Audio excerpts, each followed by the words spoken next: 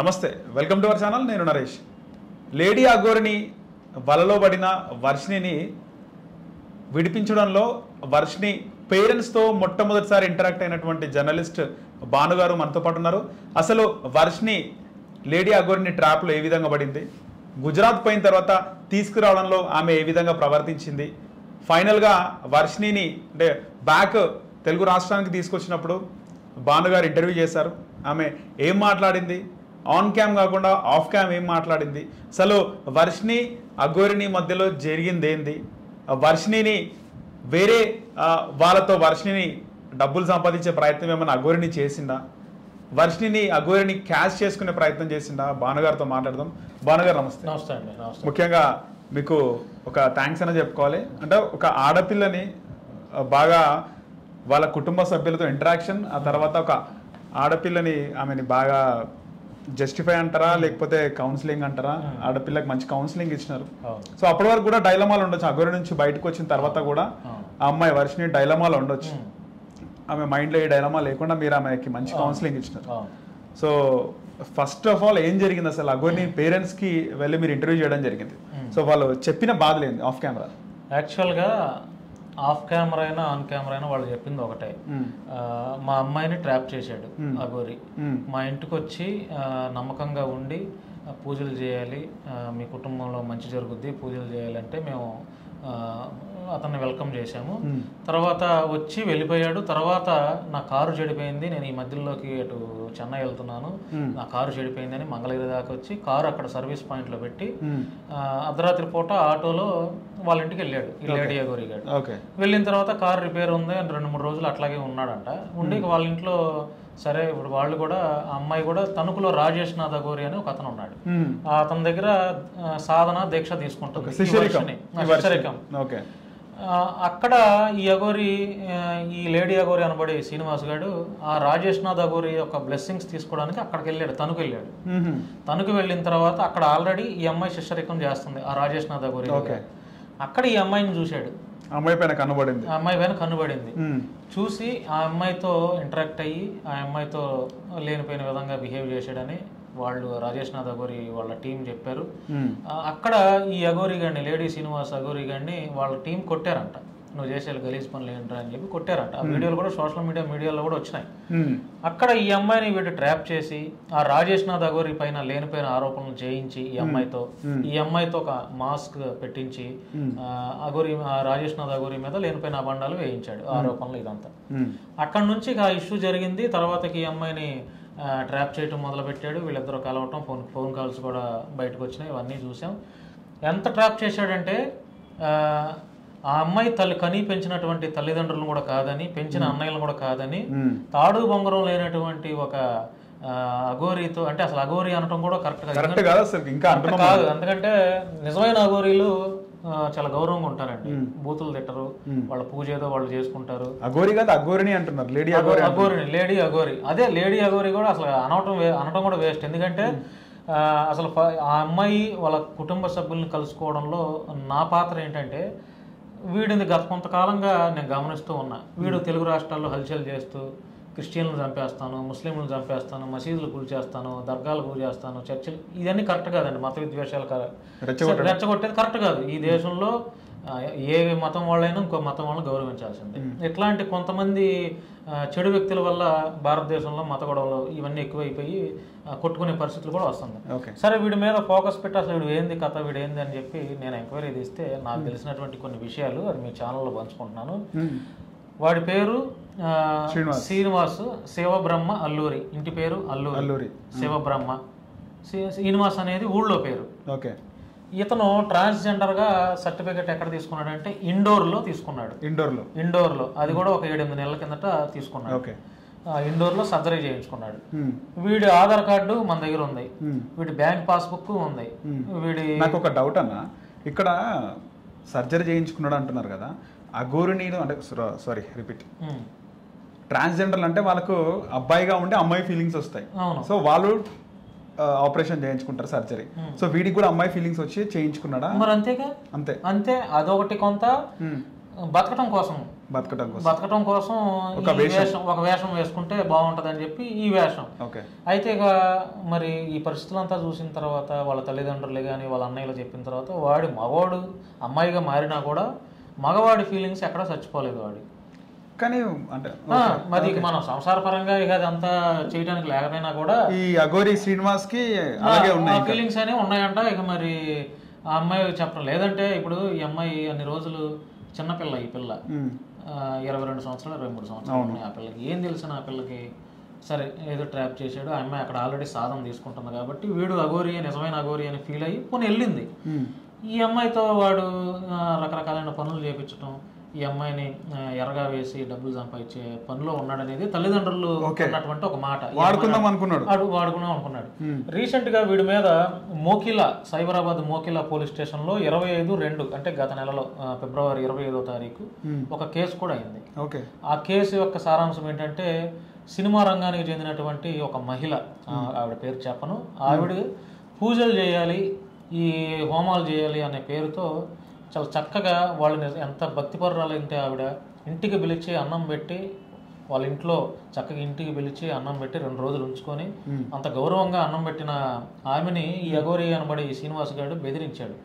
దాదాపుగా పూజలు హోమాల పేరుతో ఫిబ్రవరి 4వ తేదీన 4 లక్షలు, ఫిబ్రవరి 5వ తేదీన 5,40,000, అంత సుమారుగా 9,80,000 రూపాయలు ఆ మహిళ ఫిల్మ్ యాక్టర్, ఫిల్మ్ సంబంధించిన ఆవిడ ఈ అఘోరి గాడి అకౌంట్ కి ట్రాన్సాక్షన్ చేసింది. 9,80,000. అంతేకాకుండా మరొక 5 లక్షలు కావాలి నాకు అని చెప్పి ఆ అమ్మాయిని హెరాస్మెంట్ చేయడం మొదలుపెట్టాడు. అప్పుడు ఆవిడ తట్టుకోలేక వాళ్ళ హస్బెండ్ని తీసుకుని వెళ్ళి మోకిలా, సైబరాబాద్ మోకిలా పోలీస్ స్టేషన్లో వీడి మీద కంప్లైంట్ అయింది. ఎఫ్ఐఆర్ నెంబర్ 59/2025 వాడి మీద పెట్టిన కంప్లైంట్ ఎఫ్ఐఆర్ నెంబర్. వాడి పాస్బుక్, ట్రాన్సాక్షన్, ఆవిడ వేసినటువంటి రిసిట్స్, బ్యాంక్ రిసిట్స్ కూడా మన దగ్గర ఉన్నాయి. ఇవన్నీ తీసుకొని నేను వీడింత దారుణంగా మోసం చేసి ఇట్లా తిరుగుతున్నాడు వీడు, నమ్మిన భక్తురాలను కూడా ఈ విధంగా చంపేస్తాను, కరెక్ట్ కాదనేది, అసలు వీడు దొంగ అని చెప్పి ఇక వీడిని ఎలా అయినా సరే తెలుగు రాష్ట్రాల్లో ఇట్లాంటి వాడు కరెక్ట్ కాదు, ఇట్లాంటి ఈ టైప్ ఆఫ్ బిహేవియర్ కరెక్ట్ కాదు, వాడు పోలీసులను తిడతాడు, తెల్లవారు లేస్తే మనకి ప్రజలకి తెలుగు రాష్ట్రాల్లో ఎక్కడైనా పోలీసు వ్యవస్థ అనేది మనకి ఎంత రక్షణగా ఉందో, రక్షక భటులు కదా వాళ్ళు, వారిని కూడా అసభ్యకరంగా వీడేం చదువుకున్నాడు, 10th కూడా కాదు వీడు, నాకు తెలిసి 7th చదివాడు. సరే పోలీసు వారి చదువులు ఎంత ఉంటాయి, బీటెక్లో లేకపోతే డిగ్రీ, ఎంబీఏలు చేసి వాడు నానా కష్టాలు పడితే పోలీస్ జాబ్స్ వస్తాయి. అట్లాంటి వాళ్ళని కూడా వీడు ఈజీగా పచ్చిబూతులు మాట్లాడేస్తున్నాడు. ఇక ఇవన్నీ నాకు బాధ అనిపించి ఎలా అయినా తెలుగు రాష్ట్రాల ప్రజల నుంచి, లేకపోతే ముఖ్యంగా ఈ అమ్మాయి నుంచి వాడిని కాపాడాలి, వాడి బారి నుంచి ఈ అమ్మాయిని కాపాడాలని అనుకుని వీడి మీద ఉన్నటువంటి భాగవతాలు, వీడి ట్రాన్సాక్షన్స్, వీడు మోసం చేసినవన్నీ వాళ్ళకి ఇచ్చారు. తీసుకెళ్లి మంగళగిరి పోలీసులకి ఇచ్చారు. మంగళగిరి పోలీసులకి ఇస్తే వాడి మీద ఉన్న ఎఫ్ఐఆర్ ఇవన్నీ చూసి వాళ్ళు ఈ అమ్మాయిని అప్పటికీ వీడు ట్రాప్ చేసి గుజరాత్ అవతల ఎక్కడికో ఉజ్జయినికి తీసుకెళ్లిన తర్వాత మంగళగిరి పోలీసు వారు పాపం ఒక బాధ్యతగా చొరవ తీసుకొని గుజరాత్ పోలీసు వాళ్ళకి ఎప్పటికప్పుడు వాళ్ళు ఇంటరాక్ట్ ఉండి వాళ్ళు ఆడి అఘోరి గాడి నెంబర్ అవుట్ ట్రేస్ అవుట్ చేస్తూ, వాళ్ళు ఎక్కడ ఉన్నారు ఏంటంటే ట్రేస్ అవుట్ చేస్తూ, వీళ్ళ అన్నయ్య వర్షిని వాళ్ళ అన్నయ్యలిద్దరిని పోలీసు వారు అక్కడ గుజరాత్ పోలీసు వారు వెంట పెట్టుకొని వాళ్ళు ఉన్న ప్లేస్కి వెళ్ళి అక్కడ నుంచి గుజరాత్ ఆ ఉజ్జయిన్ దగ్గర నుంచి ఇప్పుడు ఆంధ్రాకి తీసుకొచ్చారు పోలీసు వారి సహకారం. ఇందులో పోలీసు వారి సహకారం చాలా ఉంది. వీడి మీద పెట్టినటువంటి కేసు, వీడి బ్యాంక్ ట్రాన్సాక్షన్, వీడి సర్జరీ సర్టిఫికేట్ ఎవరి దగ్గర లేదు ఈ 2 తెలుగు రాష్ట్రాల్లో. నేనంత స్టింగ్ ఆపరేషన్ వాడి మీద స్టింగ్ ఆపరేషన్ చేసి వాడి యొక్క భాగవతాలను నేను బయట తెలియపరిచాను నరేష్ గారు. సో అక్కడ ముఖ్యంగా ఏదైతే ఆశ్రమం ఉందో ఆ ఆశ్రమంలోనే మొట్టమొదటిసారి శ్రీనివాస్ అక్కడ పరిచయం. కానీ ఇంటి దగ్గరికి వెళ్ళినప్పుడు అది వాంటెడ్లీ వెళ్ళిండా లేకపోతే కార్ నిజంగా రిపేర్ అయిందంట? వాంటెడ్ గా వెళ్ళాడు. ఫస్ట్ అక్కడ చూసుకున్నాడు, అంతే, ఇల్లు ఎక్కడ చూసి మొత్తం మంగళగిరి అని చెప్పి ఇదంతా చూసుకొని తర్వాత అసలు ఇంకొకటి చెప్పడం ఏంటంటే వాడు రోడ్డు మీద కూర్చొని మంగళగిరిలో ఇష్యూ చేస్తున్నప్పుడు ఈ అమ్మాయి దుప్పటి కప్పిందంట. ఓకే, అప్పటి నుంచి ట్రాక్ ఉంది, దుప్పటి కప్పిందంట జనసేన కార్యాలయం దగ్గర. ఓకే, అది చూసి మనోడు హెలోబెట్ ఫస్ట్ సైడ్ అనుకుంటే నాకు దుప్పటి కప్పింది.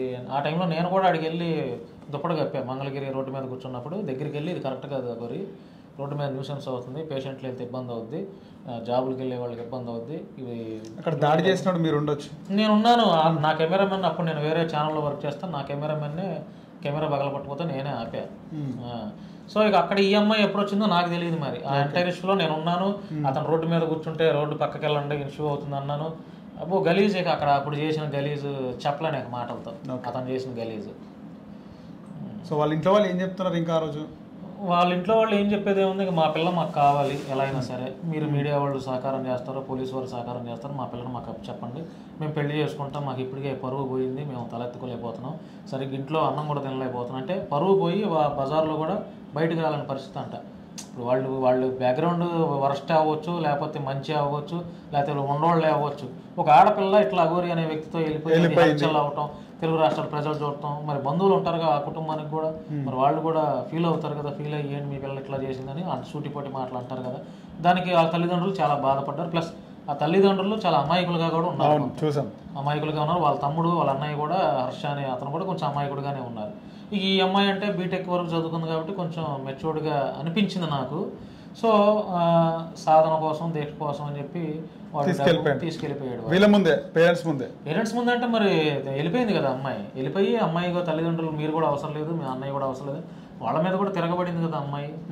సరే ఏదేమైనా ఇప్పుడు తీసుకొచ్చారు మంచిగా మోటివేషన్. నేను కూడా ఇంటర్వ్యూ చేసినప్పుడు సరే అందరూ తప్పులు అందరూ ప్రతి ఒక్కళ్ళు చేస్తారు, ఈవెన్ మీరు చేస్తారు నేను చేస్తాను, దాన్ని సరిదిద్దుకునే ప్రయత్నం చేయాలి, అప్పుడే మన మనిషి అనేది నా ఫీలింగ్. ఆ అమ్మాయి కూడా తప్పు చేసింది అనుకోండి, సరే మా అమ్మాయి కారణాలు ఏవైనా ఉండొచ్చు, సమాజంలో మనకు నచ్చలేదు, ఆ అమ్మాయికి నచ్చిందేమో, ఆ అమ్మాయి యొక్క భక్తి భావంతో ఆ అమ్మాయి అభిప్రాయం ముద్దులు పెట్టే ఫోటోలు అవన్నీ కూడా అన్ని మరి అది ప్రజలు డిసైడ్ చేస్తారు. ట్రాన్స్జెండర్ అంటే ఒక ఆమె లేడీ అఘోరిని అంటున్నారు, అసలు అఘోరి కూడా కాదు. ఎందుకంటే మొన్న ఒక మీడియాలో అసలు అఘోరీలు అంటే ఎలా ఉండాలి, శివపురాణం ఏం చెప్తుంది, మీరు నిత్యం పూజించే శివయ్యను పూజిస్తారు కదా, అసలు శివపురాణం ఏం చెప్తుంది అంటే చెప్పలేక కాల్ కట్ చేశాడు. మొన్న ఒక మెయిన్ స్ట్రీమ్ జర్నలిస్ట్ ఒక ప్రశ్న అడిగితే వీడియో కాల్లో చెప్పలేకపోయాడు.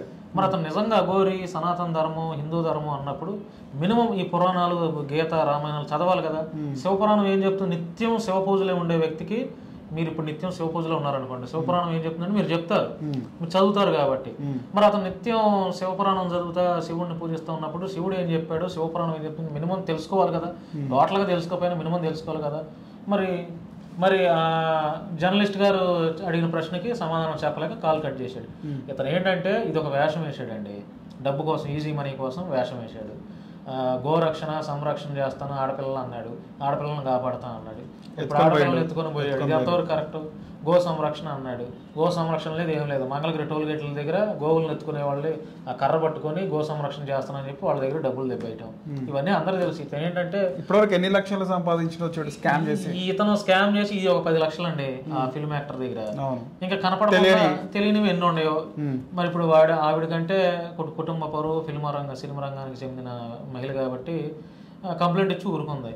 నాలాంటి వాడు అయితే నాలాంటి నీలాంటి మోసం చేస్తే నిజంగా గుడ్డలు వేసి మరి రోడ్డు మీద నిలబెడతాం. గుడ్డలు ఇప్పుడేమో దారుణంగా అదే గుడ్డలు వేసి ఇప్పుకొని తిరుగుతున్నాడు కదా, గుడ్డలు వేసి నిలబెడతాం మరి. అదండి పరిస్థితి. ఏదైనా ఇట్లాంటి దొంగ అఘోరీ వల్ల నిజమైన అఘోరీలు కూడా ఈయన చూసిన వాళ్ళకే ఒక అఘోరీలు అంటే హిమాలయాల్లో ఇట్లా ఉంటారా అనే ఫీలింగ్ వచ్చిద్దా లేదా, వస్తుందా లేదా? నిజంగా పూజలు చేసి హిమాలయ కాశీల్లో వారణాసిలో నిజంగా భక్తితో ఉన్నటువంటి అఘోరీలకి మచ్చే కదా ఇట్లాంటి వాడి వల్ల. కాబట్టి మనందరమైనా మీరైనా మేమైనా ఇట్లాంటి వాడిని అడుగు పెట్టనేకూడదు. సో అమ్మాయిని ఈ అఘోరి శ్రీనివాస్ తీసుకెళ్ళి అంటే వేరే వాళ్ళకి డబ్బుల కోసం వేరే వాళ్ళ దగ్గర కూడా అని తల్లిదండ్రులు అన్నారు. వాళ్ళకి వేరే వాళ్ళకి కూడా అమ్మేయడానికి ప్రయత్నాలు చేస్తున్నాడు, అమ్మేయడానికి కూడా తీసుకున్నాడు అనేది వాళ్ళ లక్షల్లో అంట కదా, లక్షల్లో 3 లక్షలు సుమారు 2.5 లక్షలు వాళ్ళ తల్లిదండ్రులు. అది కూడా ఒక పెద్ద ఆయన ముసలాయన దగ్గర అది తల్లిదండ్రులు చెప్పిన మాట. వీళ్ళకి ఎప్పుడు తెలిసిందంట? అది తెలుసుకుండా ఎట్లా ఉంటది, ఇప్పుడు వాడి వెళ్ళిన తర్వాత తెలిసిందా? వెళ్ళిన తర్వాతే తెలిసింది. వెళ్ళిన తర్వాతే కొన్ని ఆడియో కాల్స్ వాళ్ళకి ఇంటర్నల్ గా వెళ్ళి మాట్లాడుకోవటం, వాళ్ళకి అఘోరాలతో పరిచయాలు. ఎందుకంటే అమ్మాయి శిష్యరేఖం చేసింది ఎట్లా తెలిసింది, తల్లిదండ్రులు చెప్పింది అంటే మరి మనకి వాళ్ళకి ఇన్ఫర్మేషన్ లేదు అన్నారు కదా. అది నరేష్ గారు అయితే గుజరాత్కి వెళ్ళి రిటర్న్ అయ్యే టైంలో కూడా వాళ్ళ అన్నదమ్ములు తీసుకొస్తుంటే గొడవ చేస్తుంది అమ్మాయి. అంటే అప్పటికే అమ్మాయి వాడి మైండ్ లోనే ఉంది కదా, వాడి ట్రాప్ లోనే ఉంది. 15-20 రోజులు ట్రావెలింగ్ చేసి ఒక మనిషి నుంచి బయటికి రావాలంటే కొంత ఫీల్ ఉంటది కదా. సో ఆ ఫీల్ తోనే గొడవ చేసింది అనేది నాకు అనిపిస్తుంది. మరి ఇప్పుడు బాగానే ఉంది, ఇప్పుడు వాళ్ళ అన్నయ్యలతోనే ఉంది, తీసుకొచ్చేసిన తర్వాత బాగానే ఉంది. మరి భవిష్యత్తులో వెళ్తుందో మరి లేదో మనకైతే తెలియదు. కానీ ఇప్పుడు వాడు అక్కడే ఉన్నాడు వాళ్ళ ముందే తీసుకొచ్చేటప్పుడు. ఇప్పుడు అదేంటో గానీ ఈ మీడియాలో వాడు ఏడవటం చూస్తున్నా నేను, అమ్మాయిని తీసుకొస్తాను. ట్రూ లవ్ అనుకుంటాను. మరి ఎంత లవ్ ఉంటే అమ్మాయిని, మరి ఈ అమ్మాయికి లవ్ ఉందో లేదో నాకైతే తెలియదు. కానీ వాడు గాఢంగా ఈ అమ్మాయి బయటకు వచ్చేసింది ప్రేమిస్తున్నాడు. లేదంటే మీరు చూసుకోండి మీడియాలో వాడు కళ్ళం నీళ్లు పెట్టుకుని ఏడుస్తా ఏదో అమర ప్రేమికుల్ని విడదీసినట్టు వాడి బిహేవ్ అట్లా ఫీల్ అవుతున్నాడు. అది మరి అది ఎంతవరకు కరెక్ట్? అఘోరీలకి ఫీలింగ్స్ ఉంటాయా నాకు తెలియదు. మరి అసలు దేవుడిని నమ్మి దేవుని కోసమే బతకాలి కదా. మరి ఈ ఫీలింగ్స్ ఏంటి? ముద్దులు పెట్టడం ఏంటి? కండోములు తీసుకురావడం ఏంటి? కండోములు తెమ్మంటం ఏంటి? మీదకెక్కి ముద్దులు పెట్టడం ఏంటి? ఇదంతా ఏంటండి? నాన్సెన్స్ కదా. అంటే నిజమైన అఘోరాలకి చెడ్డ పేరు తెస్తుంది. ఈడేమో ఎంతవరకు సనాతన ధర్మం అంటాడు. ఇంకోటి వేరే టాక్ కూడా వస్తుంది, అంటే ఇటు ఆయన నిజంగా అఘోరి లేడీ కాబట్టి, అంటే ట్రాన్స్జెండర్ అంటే లేడీ కాబట్టి లేడీ ఫీలింగ్స్ ఉంటాయి, ఇక్కడ అమ్మాయి అని కూడా మాట్లాడారు. మరి అంతే లెస్బియన్ గా కూడా ఇప్పుడు చాలా మంది ఇప్పుడు అవుతున్నారు కదా, మగవాళ్ళు పెళ్లి చేసుకోవటం, ఆడవాళ్ళు పెళ్లి ఈ ట్రెండ్ అయిపోయింది ఇదంతా. దీనికి ఇక నేచరే సమాధానం చెప్పలేక ఆ కోవలోనే వీళ్ళు కూడా ఈ అఘోరిగాడు కూడా ఇక్కడ తయారయ్యారు. ఇబ్బంది పెట్టిండంటనా అఘోరిని? అలా ఇబ్బంది ఏం శారీరకంగా అంటే కదా అమ్మాయి నేను చెప్పకూడదు ఇంకా.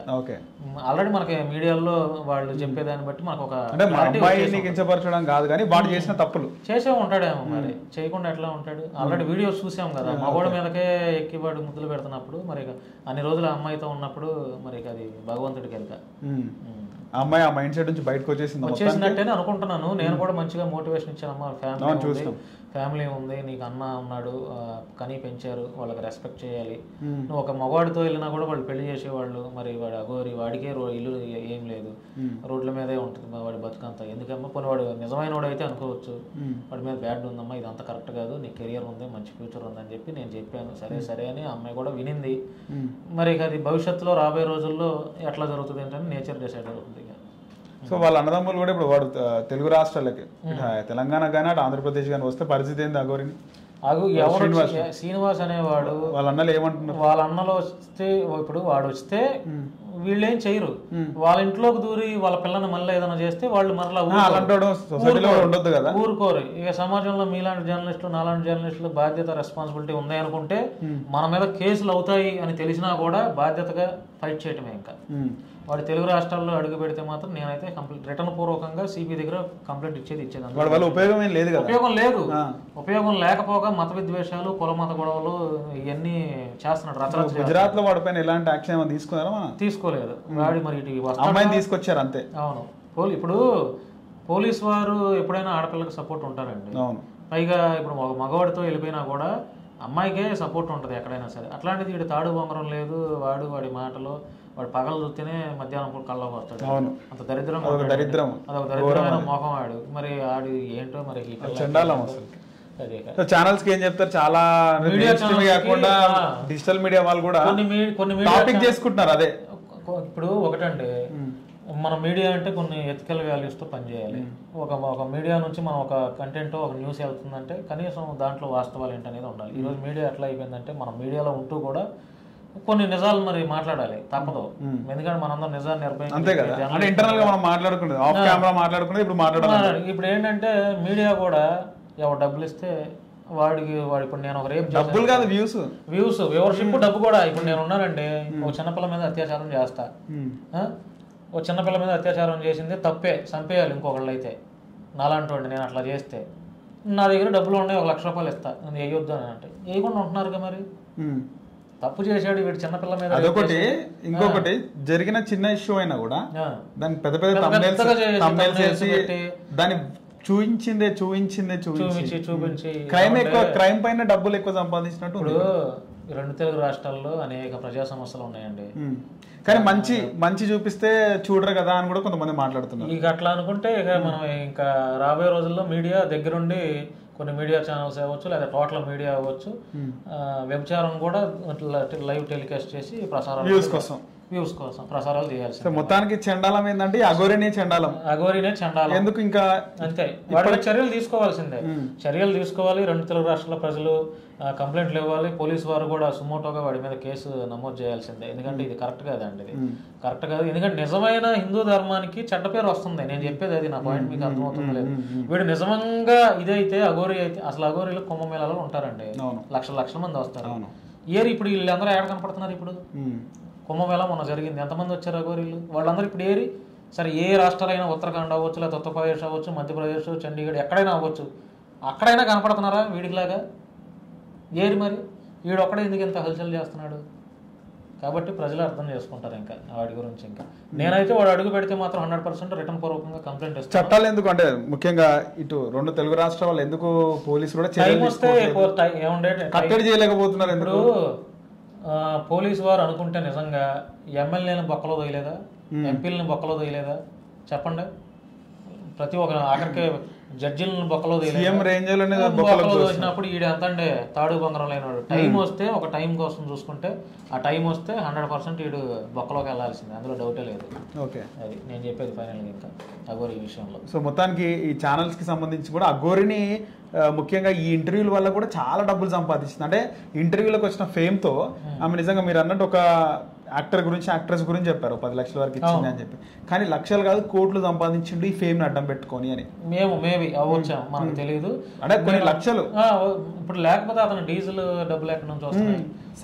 అతనికి అతని ఇల్లు ఏమో ఏదో పాపం పేద ఇల్లు, వాళ్ళు పేదవాళ్ళు, వాళ్ళు అంటానికి లేదు పాపం. ఎందుకంటే వీడు ఇట్లా తిరుగుతున్నాడు.